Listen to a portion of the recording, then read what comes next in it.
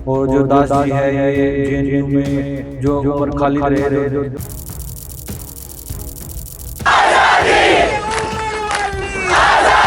Sir, जैसे कि आजकल एक नई पार्टी देखने को बहुत मिल रही है, सीजेपी, कॉकरोच जनता पार्टी। देश के बाहर से भी उनको फंड आ रहा है, चाइना हो चाहे यूरोप हो। सर, जैसे कि इस पार्टी को यूथ बहुत सपोर्ट कर रहा है, तो क्या यूथ को मैनिपुलेट करना इतना ईजी हो गया? मेरे हिसाब से तो यूथ इनसे कनेक्ट नहीं कर पा रहा है। यूथ समझ रहा है, समझदार है, पढ़ा लिखा है। अच्छा सर, ऐसा कोई लोग जिसके बारे में आम जनता नहीं जानती हो पर आप चाहते हैं कि हाँ जाने? आर्टिकल जो 21 है, जी जी right to liberty and life. जी जी। अच्छा सर, ज्यादा पावर किसके पास है, प्राइम मिनिस्टर के या सुप्रीम कोर्ट के? प्राइम मिनिस्टर कुछ भी अगर कुछ अनलॉफुल करते हैं तो उसके खिलाफ एक्शन लेना सुप्रीम कोर्ट के हाथ में है।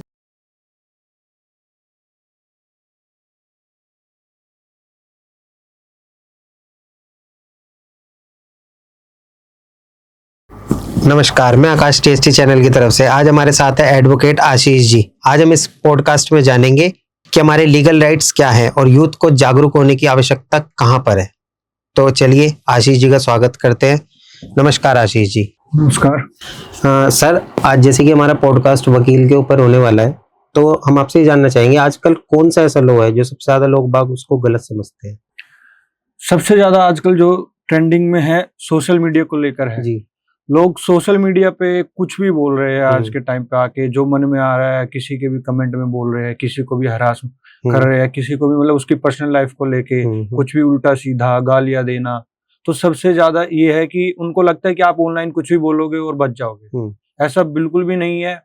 अगर आपके खिलाफ गवर्नमेंट को या पुलिस को एक्शन लेना हुआ तो आईटी एक्ट के थ्रू आप पे एक्शन लेंगे और आपको कड़ी से कड़ी सजा उसमें हो सकती है। अगर आप किसी को डिफेम कर रहे हैं या उसको गाली दे रहे हैं, पर्सनल अटैक कर रहे हैं, हरेस कर रहे हैं, तो इसमें बिल्कुल भी इसमें ये नहीं सोचना चाहिए कि आप बच जाएंगे ऑनलाइन गालियां देके। तो सबसे ज्यादा अच्छा, इसके जो आप बता रहे हैं कि सोशल मीडिया पे गाली देना सही नहीं है, तो क्या इससे कोई गलत वो पड़ सकता है कि हमारा अकाउंट ब्लॉक हो जाए या उससे ज्यादा, या जेल भी हो सकती है? हाँ, जेल भी हो सकती है। और आईटी एक्ट के थ्रू अगर आपका अकाउंट सबसे पहले अगर आप रेगुलर ऑफेंडर है तो आपका सबसे पहले आपके अकाउंट को बैन किया जाएगा। उसको बंद करने के बाद पुलिस आपको अरेस्ट करेगी और आपके खिलाफ जो भी लीगल एक्शन होगा वो लेगी। अगर आपने बहुत ज्यादा सीरियस ऑफेंस मतलब देश के बारे में उल्टा सीधा बोला है या आपने किसी पब्लिक फिगर के बारे में उल्टा सीधा झूठ बोला है और गाली गलौज किया है, तो आप बिल्कुल आपके खिलाफ सख्त से सख्त कार्रवाई होगी। तो सर, इसमें कितने पीरियड की जेल हो सकती है हमें? अलग अलग लॉज है, मतलब मिनिमम इसमें आप देखें तो आईटी एक्ट के अलग अलग सेक्शंस किस लेवल का आपने ऑफेंस किया है उस लेवल के हिसाब से 1 साल, 6 महीने, 2 साल, 7 साल। तो क्या इसमें जुर्माना भी होता है? हाँ, कई बारी कोर्ट ये होता है कि आपको खाली सजा दे के छोड़ देती है या फिर खाली फाइन दे के छोड़ सकती है। और दोनों बहुत फाइन और सजा दोनों भी हो सकती है आपको इसमें।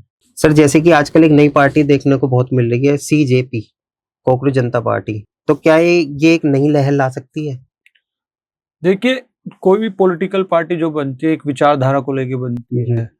कुछ मतलब लोगों के खिलाफ, मतलब लोगों को ऐसे लग रहा हो कि भाई हमारी ये मांग आगे रख सकते हैं और हम अगर इनको जिताएंगे तो ये आगे रख सकते हैं। लेकिन सीजेपी जो है इन्होंने अपना पहला ही ये रखा कि इनका मेंबर कोई लेजी बनेगा।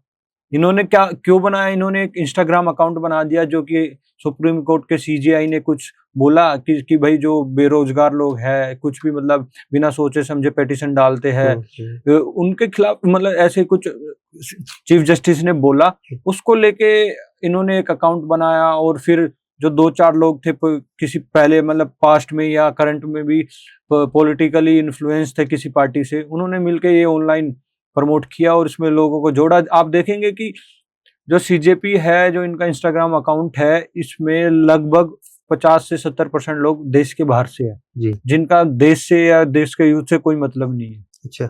हाँ, और जो अभी ये जो इनका दीपके है और चाहे दास है, ये पहले आम आदमी पार्टी से इन्फ्लुएंस थे। उनके आम आदमी पार्टी के मीडिया हैंडल करते थे। और जो दास जी है ये जेएनयू में जो उमर खालिद रहे, जो जिनके खिलाफ अभी भी केस चल रहा है, देश के टुकड़े होंगे ऐसे नारे लगाते हैं जेएनयू में।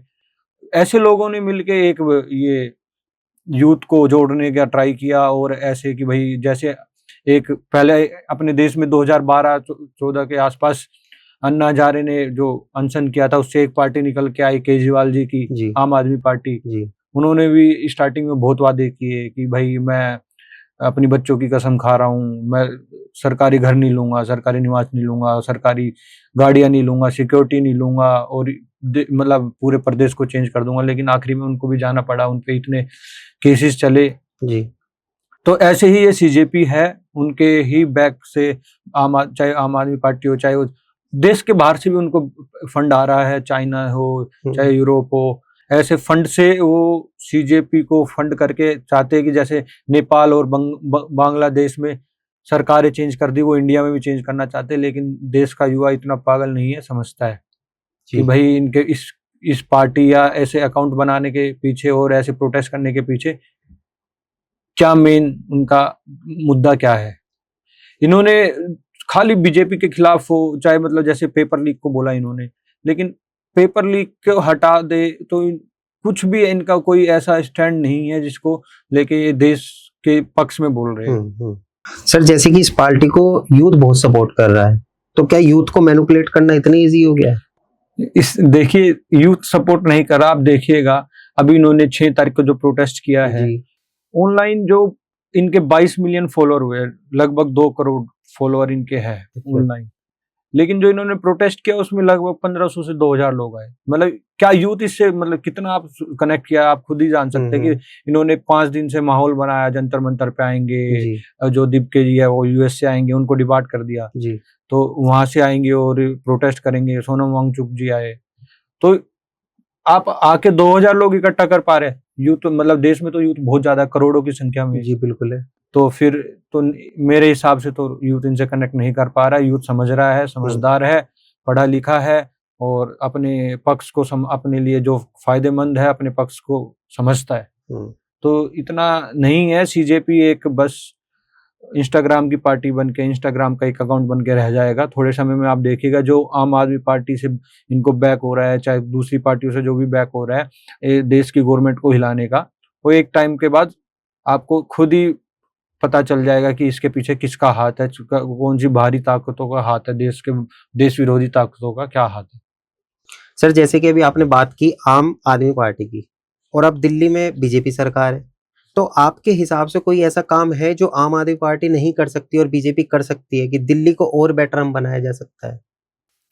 बिल्कुल बना सकते हैं अगर बीजेपी चाहे तो। जैसे यमुना वाला मुद्दा है, हालांकि अभी बीजेपी को आए हुए कम समय हुआ है, 1-1.5 साल हुआ है। बिल्कुल, अगर बीजेपी चाहे तो अच्छा काम कर सकती है, चाहे यमुना को लेके हो, चाहे ट्रैफिक को लेके हो, रोडों को जो कंडीशंस है उसको बेटर कर सकते हो। हालांकि बनी भी है अभी पिछले कई टाइम में, जो पानी की दिक्कत है उसको सुधार सकती है। और जो मतलब एक इसमें ये तो है नहीं कि 6 महीने में कोई सुधार आ जाएगा, इस पे लॉन्ग टर्म प्लान्स बनाने पड़ेंगे जी, उनको इम्प्लीमेंट करने पड़ेंगे। तो कर सकती है बीजेपी अगर मन चाहे, और करती भी है। सर जैसे कि हमारा लॉ है, हमारे लॉ में कई सारे संविधान भी है, धाराएं भी है। आपके हिसाब से ऐसा कौन सा कानून है जिसको हम और बेहतर बना सकते हैं, या आपके हिसाब से आपको ऐसा लगता है कि ये इस तरह नहीं इस तरह हो जाए तो ज्यादा बेटर है? मेरे हिसाब से जो लेबर लॉ है जी, जैसे कि गिग वर्कर्स को लेके, बिल्कुल हमारे मतलब पार्लियामेंट में राघव चड्ढा जी ने भी उसका मुद्दा उठाया था, गिग वर्कर्स का। उनको लेकर कानून एक डिफाइंड अच्छे से प्रॉपरली होना चाहिए। उनका एक मिनिमम वेज का डिफाइन होना चाहिए, कितना वो दिन में 24 घंटे में कितने घंटे काम कर सकते हैं प्रॉपर। और उनके ऊपर वर्क प्रेशर नहीं होना चाहिए कि जैसे स्विगी आप देखते हैं, जो ब्लिंकिट से आप 10 मिनट में 8 मिनट में डिलीवरी आ रही है, तो उनके ऊपर होता है कि भाई इतनी जोमेटो है कि भाई 10 मिनट में पहुंचना, कैसे भी वो रेड लाइट ना देखते, ना ट्रैफिक देखते हैं, बस उनको पहुंचाना होता है। उस चीज को लेकर उनपे वर्कलोड कम हो, वर्क प्रेशर की भाई टाइम लोड, उस चीज को कम करे, और जो उनको वेज है उनको बढ़ाए, और जो उनके रिगार्डिंग लॉज है, उनको कोई भी हेल्थ बेनिफिट्स देने हो, चाहे इंश्योरेंस देना हो, उस चीज को लेके हमें कानून बनाने चाहिए। अच्छा सर, लॉ के अंदर सबसे ज्यादा मिसयूज होने वाला लॉ कौन सा है? लॉज में मिसयूज जैसे ट्रैफिक जो रूल्स है, लोग चाहे आप दिल्ली में रहते हैं, हम तो दिल्ली एनसीआर में रहते हैं, आप देखते होंगे डेली ट्रैफिक लोग ऐसे मतलब रेड लाइट्स क्रॉस कर रहे होते हैं, कोई अपनी साइड से नहीं चल रहा होता है, रॉन्ग साइड चल रहा होता है, और फिर मतलब उसको लोगों को फॉलो ना करके उसको ओवर स्पीडिंग करके चाहे एक्सीडेंट्स होते हैं, और फिर लोग उसको अपनी गलती भी नहीं मानते हैं, फिर वो लोग कोर्ट्स जाते हैं, उसमें आगे फिर कोर्ट के चक्कर लगाते हैं। तो सबसे ज्यादा जो मिसयूज है ट्रैफिक को यूज करते। अच्छा सर, ऐसा कोई लो जिसके बारे में आम जनता नहीं जानती हो पर आप चाहते हैं कि हाँ जाने? आर्टिकल जो 21 है हमारा, right to liberty and life जी, ये लोगों को पता रहना चाहिए।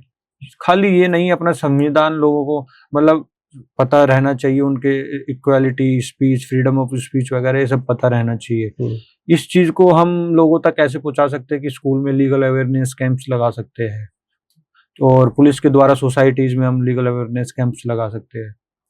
तो उस चीज से हम लोगों में अवेयरनेस फैला के लोगों को बता सकते हैं उनके लीगल राइट्स क्या है। सर अच्छा, लॉ की हेल्प लेने से पहले लोग इतना सोचते क्यों हैं? उन्हें अपने कानून पे भरोसा क्यों नहीं होता?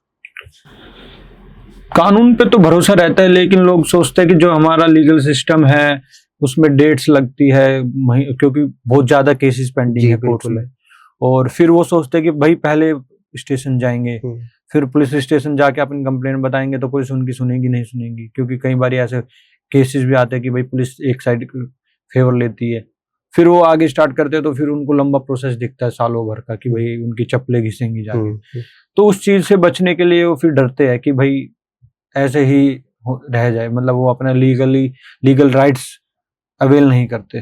तो उस चीज के लिए लोगों को अवेयर रहना चाहिए और अपने लीगल राइट्स के लिए और उन अपने हक के लिए आगे प्रोसीड करना चाहिए। सर अब एक रैपिड फायर शुरू करें। जो बच्चे होते हैं स्कूल में जाते हैं, क्या उनको स्कूल में लॉ पढ़ाना चाहिए? हाँ बिल्कुल, एक सब्जेक्ट जो होना चाहिए, आप 5th या 6th क्लास के बाद रख सकते हैं, जो 12th तक आपको पढ़ाना चाहिए कि भाई आपके कॉन्स्टिट्यूशन एक मेन पार्ट है, कॉन्स्टिट्यूशन को आप पढ़ा सकते हैं। क्या लॉयर को सोशल मीडिया पर एडवाइस देनी चाहिए? हाँ, एक हद तक देनी चाहिए। किसी भी पर्टिकुलर केस को लेके उसका नाम लेके नहीं बता सकते, लेकिन लीगल अवेयरनेस फैला सकते हैं अनएथिकल ना होके। क्या एआई फ्यूचर में लॉयर की जॉब इफेक्ट करेगा? बिल्कुल नहीं करेगा। जो क्रॉस है, जो चीफ करना होता है, चाहे एविडेंस करना होता है, वो कोर्ट में जाके एडवोकेट ही कर सकता है। एडवोकेट को पता है उसको। एआई से आप ड्राफ्टिंग में हेल्प ले सकते हैं, लेकिन कई बार अभी के हिसाब से तो आपकी ड्राफ्टिंग में भी इतना इफेक्टिव नहीं है, क्योंकि उसको प्रॉपर लॉज भी एआई कई बार गलत बता देता है। क्या लॉ प्रोफेशनल मेरिट बेस है या नेटवर्किंग बेस है? मेरिट बेस है जी। अगर मतलब जिस हद मतलब काफी हद तक 80% 90% मेरिट बेस है। 10% 20% है कि आप किसी भी केस में आप इन्फ्लुएंस कर सकते हैं जी। तो मेरिट बेस है। क्या जस्टिस और लॉ हमेशा सेम चीज होते हैं? हाँ, 90% सेम होते हैं। अगर आप कोई पब्लिकली और कुछ ऐसा अनएथिकल हुआ है, उस पर इफेक्ट पड़ सकता है जस्टिस के खिलाफ। जैसे कि भाई आप पहले देखिए कि जो निर्भया केस हुआ था, उसमें कानून ही चेंज किया था पब्लिक को देख के कि भाई लड़की के साथ गलत हुआ है, चाहे वो माइनर ने किया हो, तो उसको लेके उसको पूरा उसकी डेफिनेशन ही रेप की बदल दी थी। तो सर अगर किसी को लॉयर की नीड है और उसके पास पैसे नहीं है, तो क्या एडवोकेट को उसका केस फ्री में ले लेना चाहिए? बिल्कुल ले लेना चाहिए जी। हमारा जो प्रोफेशन है एक समाज सेवा का ही है जी। हम सर्व करते हैं पब्लिक को जी। तो अगर किसी के पास पैसे नहीं है, आप प्रो बोनो केसेस लीजिए, चाहे वो हर महीने लीजिए, 2 महीने में एक लीजिए, लेकिन जरूर लेना चाहिए। जैसे गरीब लोग हैं, उनको नहीं पता है कि लीगल एड होता है, उनके लिए जो हर स्टेट में लीगल एड फ्री में उपलब्ध होता है, वैसे ही जो अपनी प्राइवेट प्रैक्टिस करते हैं एडवोकेट्स, उनको लेना चाहिए, उनकी हेल्प करनी चाहिए। अगर सर आप लॉयर ना होते तो क्या होते? अगर मैं लॉयर ना होता, एडवोकेट नहीं होता, तो मैं क्रिकेटर होता, प्रोफेशनल क्रिकेट खेल रहा होता। मैं स्कूल टाइम से कॉलेज टाइम तक क्रिकेट खेलता था। सर सबसे वियर्ड क्लाइंट रिक्वेस्ट जो आपने सुनी हो?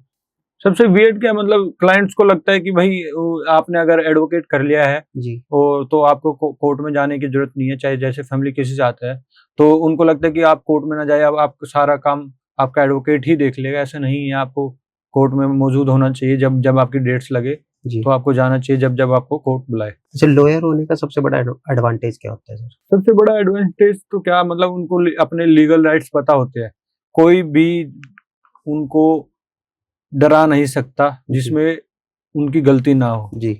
तो एडवोकेट हमेशा उनको राइट पता होते हैं, बिना डरे वो अपनी चीजें करते हैं। सर जैसे कि एआई का जमाना आजकल बहुत ज्यादा है, हर चीज एआई से हम बदल सकते हैं या ठीक भी कर सकते हैं। तो जैसे कोर्ट में कोई एविडेंस हम दिखा रहे हैं, तो अगर हमने एआई से उसको एडिट किया है तो कोर्ट में उसको पहचान सकते हैं कि ये एआई से है या नहीं है? हाँ, कोर्ट में तो आप जो कोर्ट में कोई भी एविडेंस आप अगर देते हैं, उसकी जी। लीगली जांच होती है पहले, जी। और फोरेंसिक करवा सकते हैं उसमें भी। जी। कोई भी कंटेंट अगर आप देते हैं, चाहे ऑडियो क्लिप्स हो चाहे वीडियो हम्म। क्लिप्स हो, तो उसका फोरेंसिक करवा के, फोरेंसिक में उसकी आप प्रॉपर उसकी जांच होगी, फिर उसके बाद पता चलेगा कि भाई हाँ ये पूरी है। जैसे कई बार होता है कि अगर कोई एक वीडियो है उसको आधा अधूरा दे के प्रेजेंट कर दिया, तो उसका भी पता चल जाता है कि आधी अधूरी है, तो फोरेंसिक में जाके पता चल जाता है।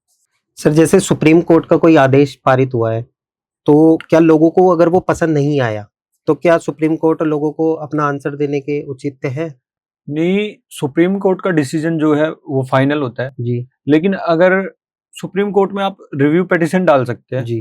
कि भाई कोई आपको सुप्रीम कोर्ट से कुछ मिस हुआ हो, जी। या मतलब जैसे कि आप रिव्यू पिटीशन में बोल सकते हैं नया एविडेंस कोई है कि भाई ये एविडेंस दिखाना था या ये रह गया, कोई भी फैक्ट रह गए हो, फैक्ट्स रह गए हो, तो उस चीज के लिए आप रिव्यू पिटीशन डाल सकते हैं।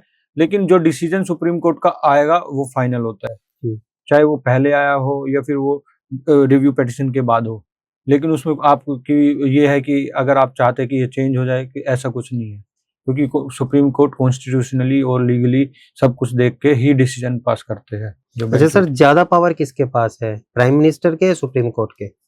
ज्यादा पावर सुप्रीम कोर्ट के पास है जी। क्योंकि सुप्रीम कोर्ट ही, अगर आप हमारे देश का प्राइम मिनिस्टर या किसी भी देश का राष्ट्रपति, प्राइम मिनिस्टर कुछ भी अगर कुछ अनलॉफुल करते हैं, जी। तो उसके खिलाफ एक्शन लेना सुप्रीम कोर्ट के हाथ में है। सुप्रीम कोर्ट फाइनल पावर है, सुप्रीम कोर्ट के पास जो कॉन्स्टिट्यूशनली और लीगली उस चीज के खिलाफ एक्शन ले सकती है।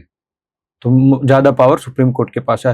प्राइम मिनिस्टर के पावर एग्जीक्यूटिव पावर है प्राइम मिनिस्टर के पास में, और सुप्रीम कोर्ट के पास में जुडिशरी पावर है, लीगल पावर है। दोनों डिफरेंट पिलर्स है, लेकिन अगर प्राइम मिनिस्टर गलत है, प्राइम मिनिस्टर ने कोई ऐसा अनलीगल और इलीगल कोई डिसीजन लिया है, तो उसके खिलाफ सुप्रीम कोर्ट एक्शन ले सकती है लीगली। अच्छा सर, जैसे सोशल मीडिया की बात हुई है, तो जैसे कोई कोई वकील होता है, वो सोशल मीडिया पे अपने बारे में ना बहुत कुछ जानकारी सामने वाले को शेयर कर रहा है, जैसे कोई केस के रिगार्डिंग हो गया या कुछ भी हो गया, तो क्या वो सही है या गलत? एक हद तक आप सोशल मीडिया पर आप लीगल अवेयरनेस फैला सकते हैं, जी।